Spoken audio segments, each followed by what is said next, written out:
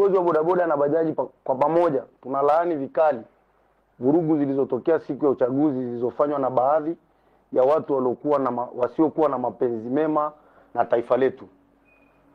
Hivyo basi, kwa pamoja tunatoa tamko rasmi kwa maafisa usafirishaji bodaboda na bajaji jiji la Arusha kutojihusisha na vitendo vyovyote vya uvunjifu wa amani ndani ya jiji letu, kwani jiji letu ni jiji la kitalii. Tuendelee na majukumu yetu ya kila siku ya kutafuta riziki zetu za halali. Kitendo ambacho kilifanyika cha vurugu zilizojitokeza zilituathiri kwa kiasi kikubwa mno, hasa ikapelekea sisi watafutaji ambao tunategemea tutoke kwa siku tutafute ili familia zetu mambo yaweze kwenda, ilishindikana.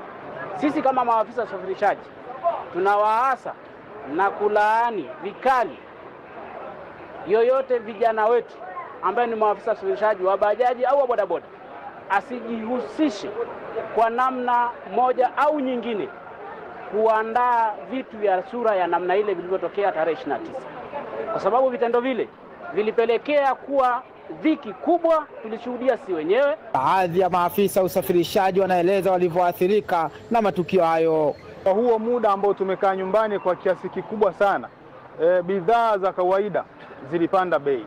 Katika hali ambayo inasikitisha, nyanya moja iliuzwa shilingi 1000, kitunguu kimoja kiliuzwa shilingi 1000, haijawahi kutokea. Lakini yote hayo ni madhara ya vurugu ambazo zilianzishwa na watu wachache.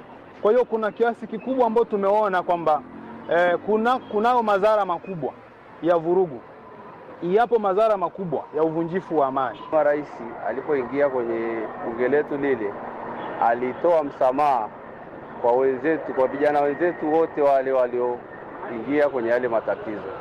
Kwa hiyo mimi pekee nipende kumpongeza Mheshimiwa Rais kwa jambo lile.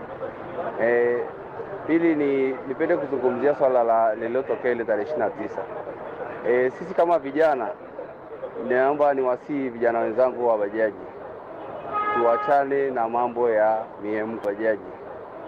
Tuachane na mambo ya mihemko.